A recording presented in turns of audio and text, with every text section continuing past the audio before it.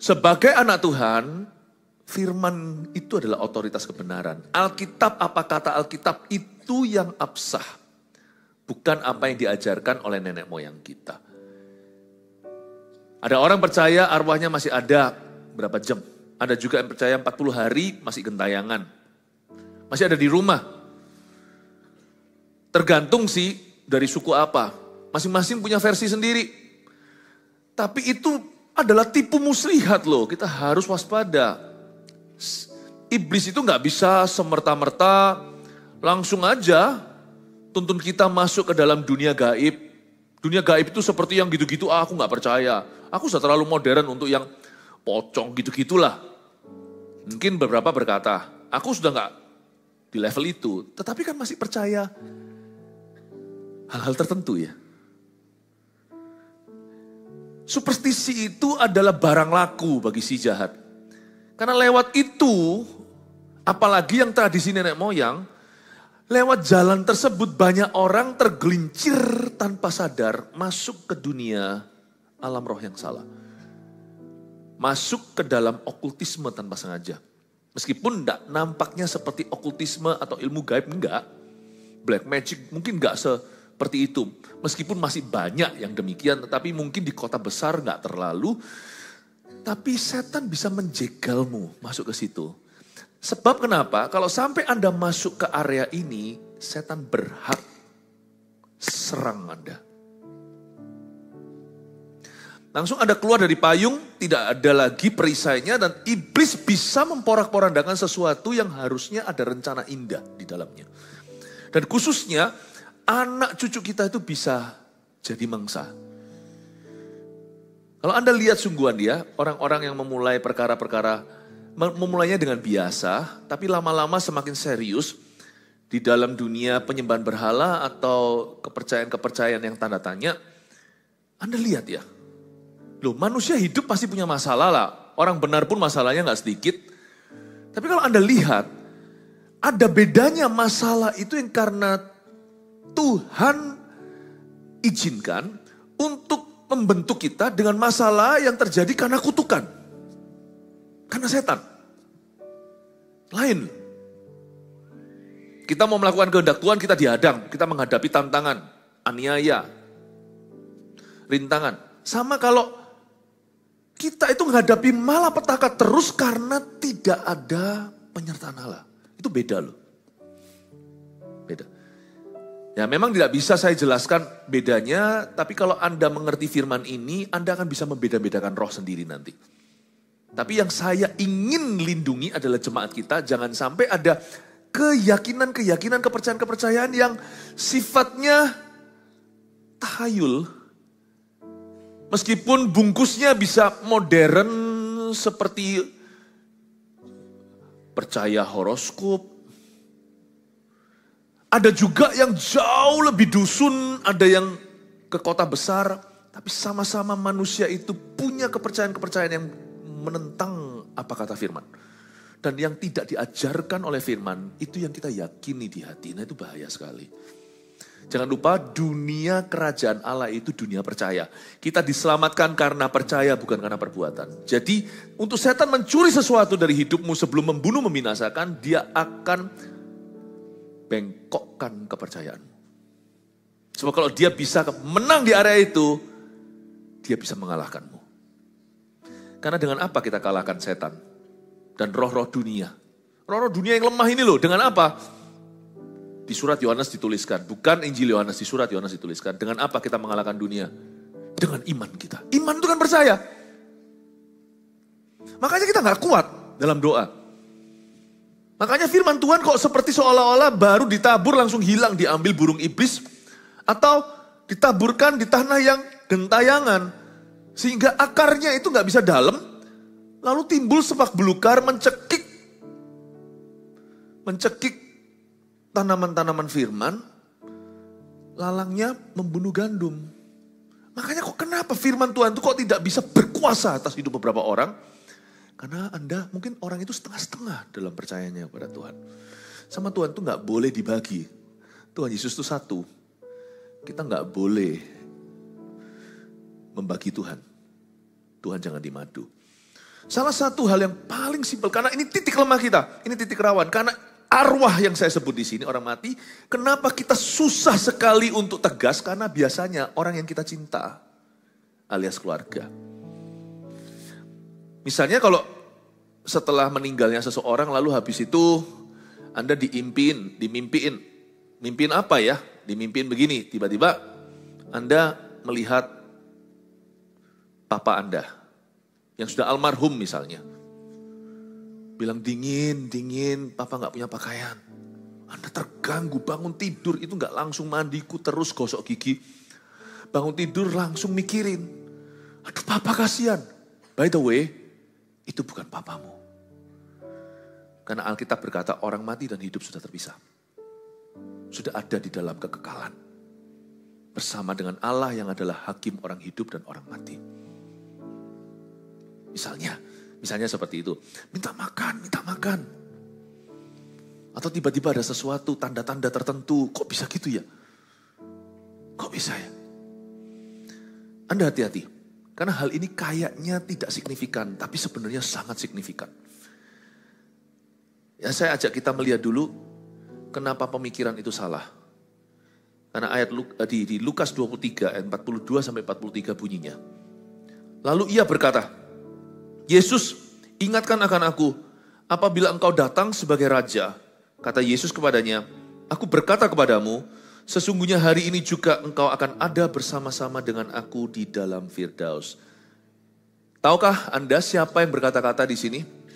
Ini adalah penyamun yang hari itu mati bersama dengan Tuhan Yesus di sebelah Sang Juru Selamat.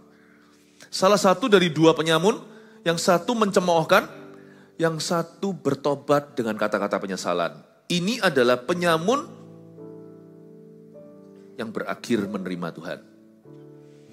Ia berkata, Yesus, ingatlah akan aku. Pasti terpongah-pongah, tidak seindah literaturnya. Kalau tulisannya kan lancar ya, ini ngomongnya pasti terputus-putus. Yesus, karena orang kalau disalib itu tidak bisa nafas. Karena dia digantung kan. Nafas itu pakai apa? Ya apa? Pokoknya singkat cerita. Dia berusaha mengumpulkan seluruh kekuatannya. Dan dia bilang sama Tuhan Yesus, I'm sorry for my sin. Minta maaf untuk dosaku. Dia sempat bela Yesus loh. Dengan nafas terakhirnya dia masih bisa bela Tuhan ketika penyamun satunya itu mungkin teman. Itu ejek-ejek Tuhan, dia berkata, kita ini orang berdosa, dia ini orang benar. Kamu tidak berhak ngomong begituan. Dan penyamun ini akhirnya lupakan penjahat satunya. Itulah hati orang bertobat, fokus ke Tuhan. Dia nggak lihat orang lain, salahkan orang lain, merasa diri korban. Aku mau bertobat, dia dulu sebelum aku, nggak gitu. Dia langsung, meskipun dia nggak bisa menghadap Tuhan karena di samping gini menoleh, dia langsung datang ke Tuhan Yesus. Dan dia berkata, Yesus, ingatlah akan aku. Remember me. Apabila engkau datang sebagai raja. Ini pengakuan iman sudah. Ini pengakuan iman rasuli. Dia berkata, engkau adalah raja. Orang Farisi ahli Taurat aja belum ngaku. Dia sudah mengakui. Orang berdosa ini mengakui bahwa Yesus adalah Mesias. Yang diurapi juru selamat, raja di atas segala raja. Itu hari keselamatannya. Kata Yesus kepadanya, nah kalimat Yesus ini menjadi doktrinnya. Orang mati kemana? Aku berkata kepadamu. Ini firman, Tuhan pun terpongah-pongah. Karena Tuhan Yesus 100% juga manusia. Merasakan sakit. Persis seperti Anda, kurang tidak lebih ya, persis seperti itu. Sakit adalah sakit. Manis adalah manis. Pahit adalah pahit. Aku berkata kepadamu, sesungguhnya hari ini juga engkau akan bersama dengan aku di dalam Firdaus. Yesus mati dulu. Jumat Agung pukul 3 sore, waktu Yesus mati gempa bumi. Penyamun ini mati waktu matahari hendak terbenam. Sebentar lagi hari Sabat, karena itu hari Jumat. Sabat Yahudi itu Sabtu. Tidak ada Orang yang disalibkan boleh tetap tergantung di situ karena itu dinajiskan dalam hukum Sabat orang Yahudi. Jadi harus diturunkan mayatnya. Nah, Yesus mati dulu. Karena matinya Yesus bukan kehabisan nafas, kehabisan darah, meskipun dia mencurahkan seluruh darah. Dia matinya setelah berkata, Bapakku, kepadamu kuserahkan nyawaku. Sebelumnya Yesus berkata, ampuni mereka tidak tahu apa yang mereka perbuat. Sebelumnya lagi Yesus teriak, Eloi, Eloi, lama sabachthani, Allahku, Allahku, mengapa engkau meninggalkan aku? Supaya kita gak ditinggalkan kalau kita terima Tuhan. Dan Yesus mati. Karena itu, saking cepat matinya. Meskipun lama ya, disalib dari pagi. Tapi harusnya masih bisa tahan tuh. Yesus ditusuk lambungnya oleh tentara untuk melihat apakah sudah mati beneran. Jadi secara ilmiah Yesus sudah pronounced dead. Bukan oleh dokter, tentara tahu karena waktu lambungnya itu misah antara air dan darah, berarti sistem tubuhnya sudah stop, sudah berhenti. Yesus mati. Sehingga para tentara itu melihat dia ini benar-benar anak Allah. Waktu dia meninggal, gempa bumi. Lalu setelah itu ditunggu-tunggu penyamun kanan kiri, nggak mati-mati. Maka apa yang dilakukan oleh para tentara? Dipatahkan kakinya. Pinter. Kaki patah. Pakai kekuatan apa untuk tarik nafas? Oh, ini dipaku itu dipaku kok. Kakinya udah patah sebelah sini. Lututnya misalnya dipatahkan. Tak, tulangnya. Dia gak bisa nafas. Dia matinya suffocated. Matinya itu gasping for air. Bahasa Inggrisnya. Gak bisa nafas, mati. Karena sebentar lagi Sabat. Nah, jadi Yesus ngomong dalam bahasa Inggrisnya, versi Inggrisnya Alkitab kita, atau bahasa Yunani kunonya, bukan hari ini juga. This evening. Tuhan itu luar biasa. Tuhan mati dulu, tapi Tuhan tahu nanti dia matinya kapan. This evening. Sore petang ini, kalau kita di Indonesia jam maghrib. Sore ini, kamu langsung di Firdaus sama aku. Jadi roh gak gentayangan ya. Jadi roh gak gentayangan. Arwah orang yang pulang. Orang baik, orang jahat. Orang benar, orang salah. Semua langsung kembali ke penciptanya. Dan kalau kita kembali tanpa tebusan darah Yesus, good luck my friend. Pakai apa kau akan suap Tuhan? Kau akan beli keselamatan. Makanya kalau mau selamat itu sekarang. Waktu hidup. Dan kalau mau menyelamatkan, kita gak bisa menyelamatkan si Yesus juru selamat. Tapi kita kan bisa bawa Injil. Kita kan bisa usahakan agar orang ketemu Tuhan. Paling tidak kan kita comblangkan ke Tuhan gitu loh. Karena Tuhan sudah mati untuk tebus umat manusia. Tapi manusia datang ke Tuhan. Enggak itu yang kita perjuangkan. Jadi kalau kita memang mau selamatkan orang, sekarang waktunya di hidup ini. Kalau enggak nanti setelah mati, jangan kau sembah orang itu. Karena enggak akan membawa perubahan apa-apa bagi yang mati. Tapi malah justru membawa kutukan bagi yang hidup, yang menyembah orang mati. Arwah tidak perlu kita doakan. Karena itu percuma. Sia-sia. Karena Anda sudah tidak berhak. Itu di ranah pencipta. Dan kalau kita berdoa kepada arwah, nah itu lebih parah. Berarti kita menuhankan mereka. Misalnya itu nenek moyang, papa mama, atau siapa, atau eyang. Kalau kita berdoa kepada arwah, berarti kita berkata bahwa arwah ini Tuhanku. Orang mati kalau bisa ngomong lagi, bisa ngamuk setengah mati di doa. Kalau kita doa kepadanya. Bisa ngamuk. Misalnya, kalau yang sudah selamat nih di sorga.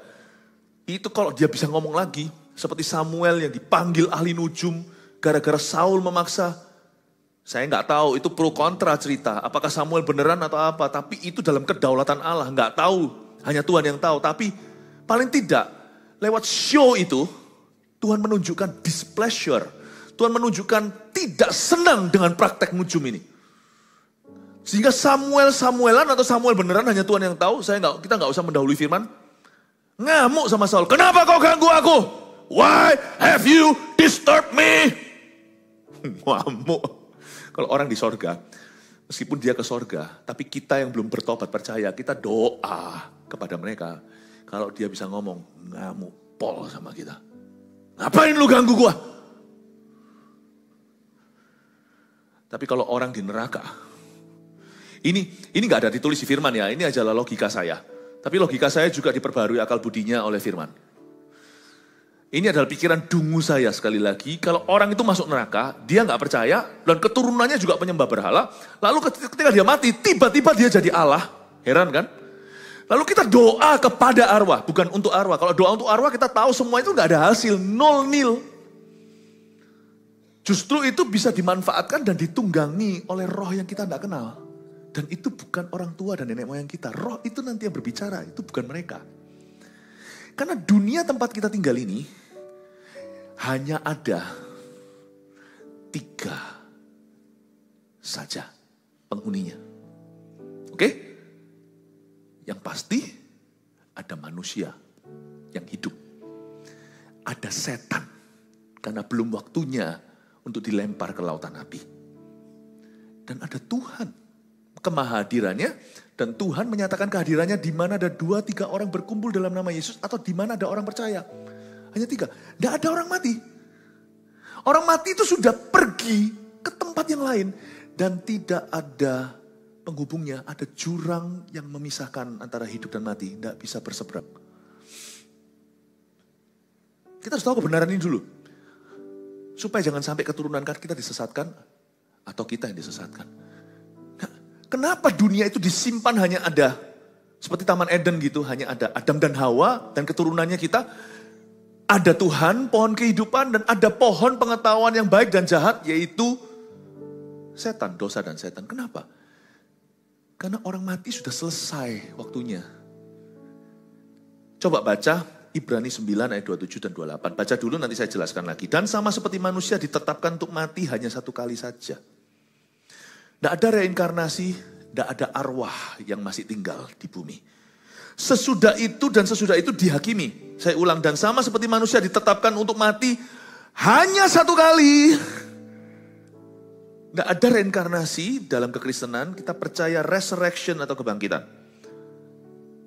Kebangkitan tubuh untuk dihakimi, dan tubuh kemuliaan yang diselamatkan.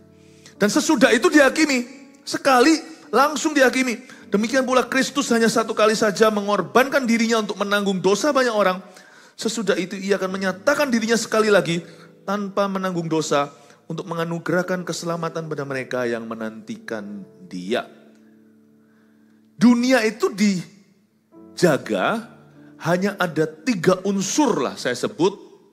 Saya rasa saya tidak berani menyebut Tuhan itu unsur, Tuhanlah segala-galanya, tapi pasti ada Tuhan. Ada setan, masih ada. Ada manusia yang masih hidup. Arwah manusia yang sudah mati, sudah tidak ada di sini. Not here. Tidak di sini. Kenapa? Supaya yang hidup mendapat kesempatan untuk memilih hidup bagi siapa, mati lalu dihakimi. Orang mati tidak boleh campur urusan orang hidup. Pengkhotbah ada katakan, saya tidak punya waktu untuk buka satu persatu. Sebab antara hidup dan mati sudah tidak. Yang mati tidak punya bagian dalam kehidupan orang hidup.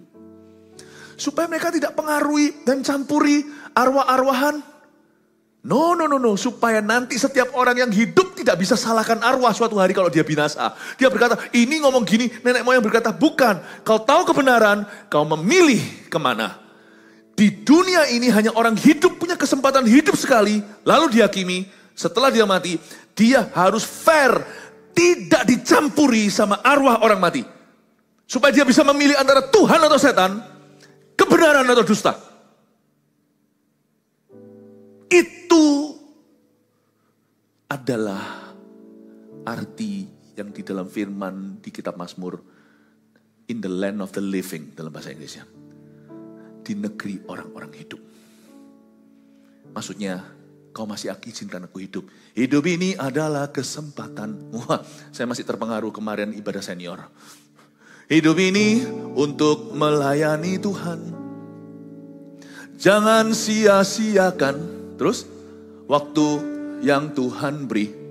Hidup ini harus jadi berkat. Terus, Oh Tuhan, pakailah hidupku selagi aku masih gocap. Masih kuat. Bila saatnya nanti ku tak berdaya lagi, hidup ini sudah jadi berkat. Arwah gak boleh campur. Gak boleh campur. Saya gak ngomongin untuk mematahkan hati kalau ada di antara kita yang barusan mengalami perkabungan. Makanya itu lebih baik mencegah daripada mengobati. Kalau belum telat, mau cintai orang itu sekarang. Jangan tunggu nanti ketika dia tiada, kita penasaran dan terpaksa harus nyembah karena hati kita guilty. Mau bilang I love you itu sekarang, waktu masih bernafas, I'm sorry. Kalau bisa lebih baik lagi waktu dia masih sehat. Kalau mau senangkan, apalagi kalau mau menyelamatkan sekarang. Tapi kalau telat, jaga-jaga di sini ada orang-orang yang menyesal, dulu gak pernah mencintai seseorang lalu dia mati atau meninggal dunia, ya sudah. Serahkan penyesalanmu kepada Tuhan. Tuhan itu penebus. Dia tidak hanya menebus dosa kita, dia menebus segala sesuatu dan segala perkara termasuk our regrets. Kita kan tidak bisa rewind, tidak bisa kita itu mengulang sejarah. Tapi Tuhan itu tidak hidup di masa kini, masa depan. Ada orang berkata, sebab dia hidup ada hari esok. Karena aku tahu dia pegang hari esok. Itu lagu memberi kesan bahwa Tuhan sudah ada di masa depan. Benar. Tapi sepertiga benar. Tuhan itu tidak hidup dalam kronos waktu manusia. Kita itu manusia hidup tidak linear. Saya ajak Anda mikir dikit ya. Hidup kita itu in the present. Jam berapa sekarang? Di Surabaya, waktu Indonesia bagian Barat, 1948. Belum satu pun Anda di 1949. Beda zona waktu di Amerika, sekarang mereka masih pagi. Itu aja sih. Tapi kita semua hidup at the same time. Paham ya? Kita semua punya masa depan, belum ada satu orang pun di sana. Tapi kita punya masa lalu. Dan kita sudah tidak bisa ke situ. Bukan yesterday. When I was young, I listened to the radio. Wah, keluar semua lagu lama saya.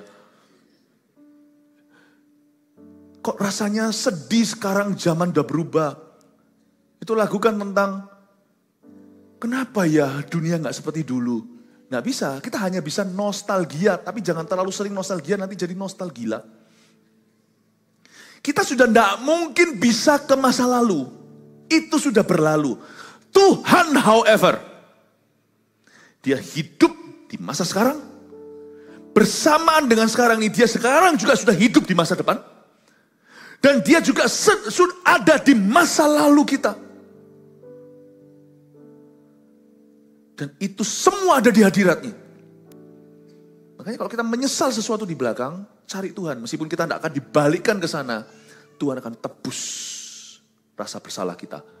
Kalau kita bawa ke Tuhan, daripada kita atur sendiri. Aku nyesel nih, gak pernah cinta orang ini.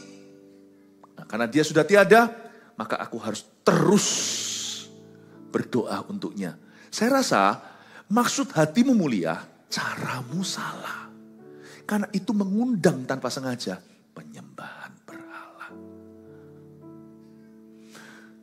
Yang mati tidak akan kepengaruh, yang hidup terpengaruh. Apalagi anak-anak Anda, keturunan Anda langsung dicekal sama kuasa gelap. Karena Anda masuk ke ranah okultisme. Semoga Anda mengerti ini. Saya ngomong begini saya rasa sekali-kali perlu. Karena hal ini hal yang sangat-sangat relevan. Di setiap suku budaya. Dan kalau saya sebagai gembala sidang tidak melengkapimu sampai ke sana. Jaga-jaga semua yang kita ajarkan percuma, ujungnya jebolnya, bocornya di situ. Kita Kristen terus, Kristen sungguh. Bukan meninggalkan semua tradisi budaya, no, pertahankan yang baik. Tapi yang tidak diajarkan firman, jangan kau lakukan. Saya sangat bangga sebagai orang Asia. Sebagai orang Indonesia apalagi. Nah saya juga suku Tionghoa. Ada suku Nias. Di sini ada suku Jawa. Kita semua punya kesukuan kita. Bukan kita yang milih, kita dilahirkan di situ. Kita semua pasti punya suatu kelebihan di sana. Setiap suku itu punya kelebihan. Suku Batak contohnya, berani-berani, punya rasa keadilan, banyak jadi pengacara, jadi apa. Ya kan?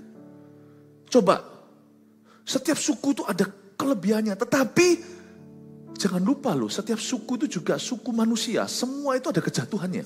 Nah, yang kejatuhannya jangan kau warisi, dan jangan kau wariskan. Kejatuhannya, kita harus salibkan di kaki Tuhan. Tapi yang baik kita pertahankan. Ya, kita pertahankan. Orang-orang Indonesia Timur itu luar biasa. GMS Live ke sana ya, mereka pelayanan itu tanpa fasilitas, nggak mengeluh, itu spiritnya itu, budayanya itu sudah budaya hamba Tuhan sekali, tahan banting, nggak ngomelan, tidak merasa berhak seperti orang-orang dari metropolitan. Luar biasa, setiap budaya itu ada something kelebihan, setiap bangsa. Tapi jangan ambil superstisinya. Nah, ketika kita berdoa kepada arwah, saya tadi belum selesaikan ini pikiran saya dungu ya. Saya ajak Anda, saya kalau ngajar firman, saya tidak akan ajar firman langsung suapin Anda, begini pokoknya. Saya ajak Anda berproses dengan saya. Firman ini semoga mendewasakan, tidak mengerdilkan. Daripada saya bilang, gak boleh, terus gak dijelasin gak bolehnya, kenapa? Kenapa kalau kita berdoa kepada arwah? Kalau yang Kristen pasti ngamuk tuh, yang sudah bersama dengan Tuhan.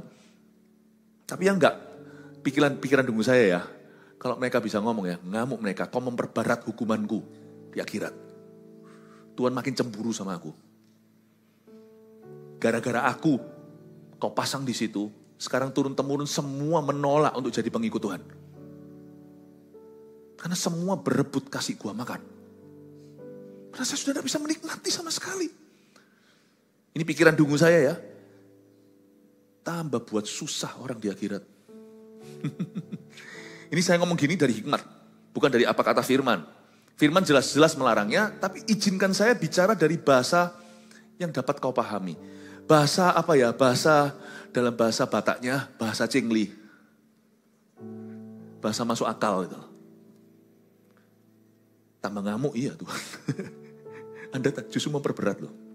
Orang-orang yang kau sembah. Anda memperberatnya. Be careful. Be careful. Itulah sebabnya orang-orang gak mau kenal Tuhan gara-gara apa? Makanya saya ngomong terus sama anak-anak saya. Ya, masih hidup lama tetapi saya tetap harus ngomong. Karena kematian adalah realitas semua orang. Termasuk kami, termasuk saya. Someday when it's my time, don't pray to me, don't pray for me. Kalau sudah gone ya, sudah pergi ya. Kalau masih hidup doakan aku, doakan kita saling mendoakan. Kalau kalau anak-anak mendoakan papanya yang sudah meninggal, kalau papanya itu takut akan Tuhan, nggak ketemu tuh anak sama papanya di sorga, nggak ketemu karena anaknya penyembah berhala, malah nggak ketemu. Jadi kita tahu langsung hari itu bahwa Yesus berkata kepada si penyamun yang bertobat dan lahir baru, aku berkata kepadamu sesungguhnya this evening, hari ini juga, kamu dan aku bersama-sama di Firdaus. Enggak 40 hari, enggak berapa jam lagi, langsung bersama dengan aku di Firdaus. Saya kasih 5 poin sebelum saya masuk ke Mazmur. Saya tambahin, jadi seolah-olah 2 khotbah dalam 1 khotbah, supaya gizi Anda bertambah. 5 poin ini untuk mengingatkan kita, agar kita hidup berjalan dalam kebenaran. Arwah orang mati masih di dunia selama berapa hari? Jawaban singkatnya, nee, bahasa India, no way. 1, superstisi bukan iman.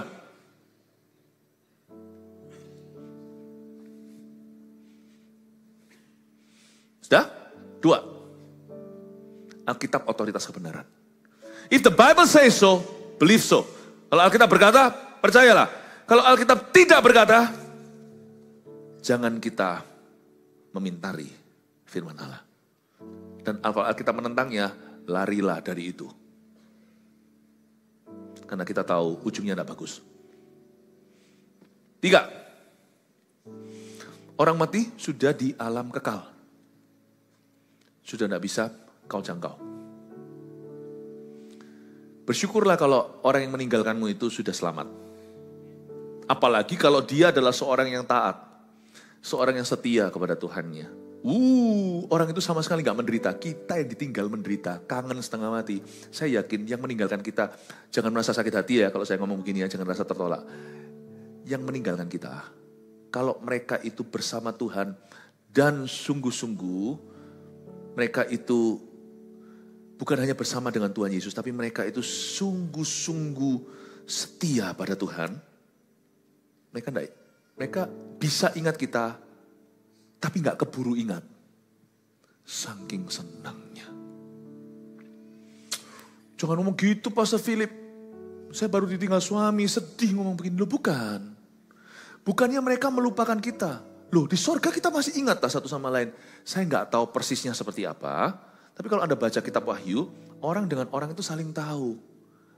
Karena itu Yohanes waktu lihat di Pulau Patmos, rohnya diangkat, dia bilang, dia melihat orang pakai palem, baju putih, dari segala suku, bangsa, dan bahasa. Berarti identitas nationality kita tetap. Warga negara sudah sorga. Dari suku, bangsa, bahasa. Coba perhatikan kalimat itu kalau kita mau kritis berpikir. Berarti kita di sana tidak semuanya jadi factory made. Semua sama, hidungnya gitu, enggak. Ya, tapi kabar buruknya adalah yang operasi di Korea ya balik lagi hidungnya. Enggak gitulah. Maksudnya fitur kita tetap sama, fiturnya. Jadi kalau nanti saya ketemu sama Pak Franky, GMS Solo, Gembala GMS Solo, saya akan tahu tuh Pak Franky. Pak Franky kan tahu tuh, ini Philip. Dia pasti tahu. Saya tidak tahu nanti kita tampangnya seperti apa, tapi Yesus sebagai contoh, mungkinkah kita semua akan menjadi muda? Saya tidak tahu, saya nggak berani spekulasi. Sudahlah, itu misteri, itu urusan Tuhan bukan urusan kita. Urusan kita itu hidup kudus. Nationality kita ya, tidak berubah. Yang namanya fitur kita. Sorga bukan tempatnya orang pikun, kita saling ingat. Nah, Pastor Philip tadi bilang, suamiku lupa. Bukan. Nanti kita akan baca di kitab Mazmur. 1 hari di sana, itu kayak 1000 tahun di sini. Jadi, Bapak Ibu Saudara, mereka itu merasa, sejam lagi ketemu kok sama istriku. Sorry, saya ngomong gini jangan cepat pergi. Cuma di sini lama. Misalnya kalau Anda sudah umur 70 ditinggal sama suamimu. Ya kan, tidak semua orang bisa sampai 90 kan. 20 tahun lagi itu sama dengan setengah jam. 40 tahun itu 1 jam. Saya nggak ngomong ini sebagai tafsiran baku firman, karena firman tidak ada teori-teori begitu yang bisa kita manipulasi dan kuasai. Tapi ada ayatnya nanti yang kita baca, sebentar lagi saya jabarkan. 1 hari di sorga itu seperti, 1000 tahun di bumi itu seperti hanya kemarin. Jadi kalau saya pernah sekali iseng ini sebagai interpretasi, saya hitung-hitung kalau 1000 hari tahun itu sama dengan 24 jam. Menurut saya bisa salah, 20 tahun itu setengah jam.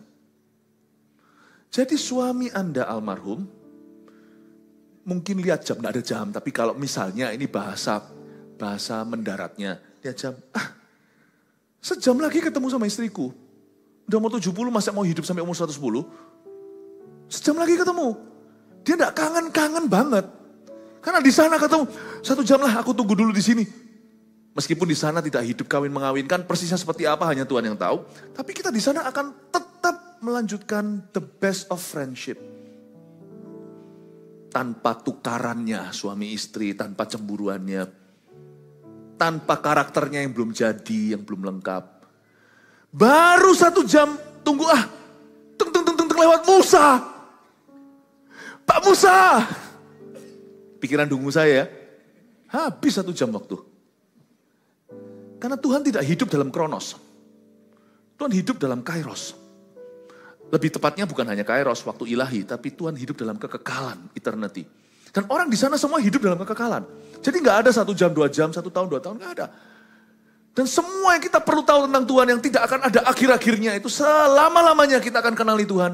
Dan selama-lamanya kita akan belajar sesuatu yang belum kita tahu. Kekekalan pun terasa singkat. Sehingga orang yang nunggu 1 jam tadi di sorga, 40 tahun di sini, tidak kerasa. Rasul Paulus di sana, saya nggak tahu pemandangan seperti apa. Saya rasa sorga tidak seboring seperti yang orang katakan. Lantainya dari emas, dingin banget lantai dari emas. Saya kadang-kadang juga suka nature loh. Saya suka rumput yang hijau, air yang tenang. Bayangin kalau semua terbuat dari emas, kaku lah. Semua dari emas, mana mbaknya?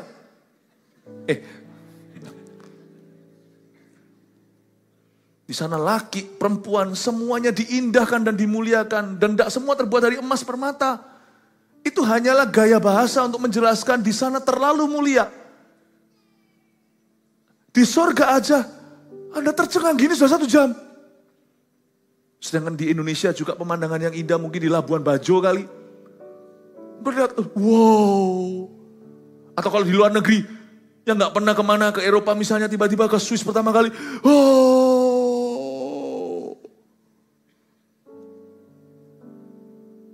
Saya pertama kali dulu waktu sekolah di Kanada nggak pernah kemana-mana waktu akhirnya pergi ke Calgary. Alberta, Calgary mana ya? Lupa saya. Banff namanya. Itu ya. Danau itu sebelah-sebelahan, satu hijau, satu biru. Saya di tengah-tengah gitu langsung, wow gini itu saya sampai 10 menit. Baru sadar, ayo move on. Nggak bisa move on. Di sorga itu belum ketemu orangnya, belum ketemu Tuhannya. Anda baru berada di alam kekal itu, Anda sendiri akan kehabisan waktu untuk meresapi everything. Baru Anda lihat langit sebelah sana gimana, noleh lagi langitnya sudah berubah warna. Karena Tuhan selalu menciptakan langit baru. Imagine, saya ngomong begini ini, hanya merangsang imajinasi, tapi ini pun tidak ada sama sekali mendekati aslinya. Sampai Paulus tidak bisa menjelaskan. Dan tidak boleh menuliskan apa yang dia lihat di tingkap 3 sorga di surat Korintus. Sorry to say, orang yang sudah meninggal kalau dia sudah selamat, be happy for them. Kita yang kangen setengah mati, kita pasti akan berduka dan masih terus merindukan, iya, sabar ya. Sangkakala berbunyi semua akan kumpul. Sabar please. Mereka, tidak usah khawatir, jangan feel bad, jangan feel sorry. Jangan menyesal untuk mereka. Merekanya fine saja, sungguhan. Orang kalau sudah selamat sama Tuhan, 1 jam gak kerasa. Semoga ini memberikan satu wawasan kepada Anda. Dan saya perlu hati-hati untuk menjelaskannya supaya Anda paling tidak dapat gambaran. Tujuannya bukan untuk berimajinasi, membayangkan. Tujuannya untuk supaya Anda mengerti isi hati Tuhan. Orang mati sudah di alam kekal, Bapak Ibu. Putus. Makanya itu kalau mau selamatkan, sekarang nomor 4. Perjuangkan keselamatan keluarga. Itu now. Kalau seumpamanya, 1 orang sudah diselamatkan dan 1 orang itu sudah sungguh-sungguh mengikut Tuhan, meninggal. Kita tidak pernah ada perasaan obligasi lagi untuk mendoakan arwahnya. Karena kita tahu dia sudah menjadi milik Tuhan Yesus. Dan ada ayatnya, orang yang mati dalam Tuhan itu disebut bahagia. 1, bahagia di situ bukan happy saja, tapi blessed atau diberkati lebih dari semua orang yang hidup. 2, orang yang sudah mati dalam Tuhan sudah beristirahat dari jeripayanya. Kitab Wahyu, berarti orang itu sudah betul-betul rest. Bisa rest beneran. Sedangkan di dunia aja, holiday aja masih banyak pencobaan. Tidak ada rest sesungguhnya yang sejati di bumi. Selain itu, Alkitab mengatakan, roh orang yang benar sudah disempurnakan. Jadi kalau kita itu memberitakan Injil kepada orang hidup, apalagi keluarga sendiri, nanti waktu dia mati, Waktu kita sendiri suatu hari gilirannya, gak perlu doakan arwah untuk arwah. Gak ada perlunya. Udah sempurna. Sungguhan. Tapi kadang-kadang kita berkata, loh aku doa bukan untuk arwahnya kok, supaya arwahnya lindungi aku. Loh kalau dia memang bisa benar-benar arwah melindungi, pasti dia gak mau mati. Betul gak? Misalnya saya mati nih, misalnya, dalam nama Yesus. Enggak ya, tapi jangan, enggak akan, don't worry. Kalau pakai ilustrasi gini kan enggak mungkin saya pakai orang lain. Saya dimarahi sama keluarganya. Oh, misalnya. Loh kalau seumpamanya setelah saya enggak ada, Anda berdoa sama saya supaya saya lindungi. Loh kalau memang saya sesakti itu, saya enggak mati. Coba ngomong sama kanan kirinya, masuk akal. Bener gak? Kalau saya sesakti itu kan, saya sudah gak mati. Gak usah doa sama saya di kuburan. Saya hidup aja, saya lindungi. Saya masih pakai semua koneksi saya, pakai uang saya, pakai apa segalanya untuk memastikan Anda terlindungi. Oh, buktinya saya gak berdaya dengan yang namanya kematian. Sorry, I cannot help you. Ya atau enggak? Karena itu berdoa untuk arwah, itu tidak ada poinnya. Berdoa kepada arwah lebih gak ada poinnya. Kalau Anda mau beritakan Injil, mau selamatkan orang, now is time. Sekarang sebelum dia mengembuskan nafas terakhir. 5, gak hanya keselamatan, ini juga penting. Bahagiakan orang itu saat dia hidup. Supaya hatimu nanti gak penasaran. Ya? Oke, keluarkan semua 5. Silakan difoto. Ayo. Foto sana. Bukan sini, situ. Oke, puji Tuhan ya. Oke, kasih tepuk tangan untuk Tuhan Yesus.